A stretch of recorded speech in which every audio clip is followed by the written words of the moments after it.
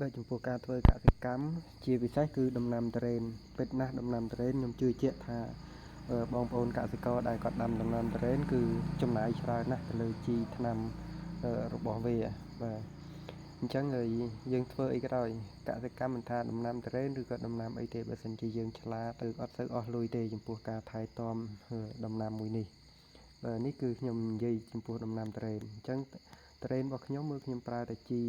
សរីរាង្គដែលខ្ញុំផលិតខ្លួនឯងទេអញ្ចឹងបងប្អូនមើលស្លឹកទៅគឺមានត្រួយមានអីចេញជាហូរហែស្លឹកល្អដើមមិនមានជំងឺ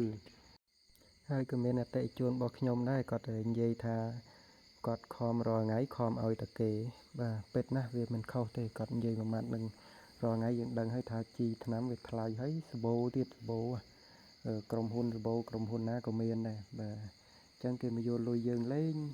យើងខំចង់ងាប់ចង់រស់ហើយពុលថ្នាំផងអីផងចំពោះខ្ញុំវិញ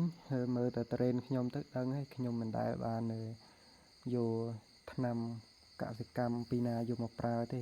ត្រេនរបស់ខ្ញុំបានស្លឹកបានដើមបានអីល្អប៉ុណ្ណេះគឺខ្ញុំប្រើតែជីដែលខ្ញុំផលិតខ្លួនឯងហ្នឹងឯងអញ្ចឹងនៅពេលដែលយើងផលិតខ្លួនឯងបានត្រឹមត្រូវយើងយកទៅប្រើបានត្រឹមត្រូវសុខភាពយើងក៏មិនប៉ះពាល់សុខភាពដីក៏មិនប៉ះពាល់សុខភាពដំណាំយើងវារឹតតែល្អទៅតាមនឹងអញ្ចឹងបើបងប្អូនចង់សហការ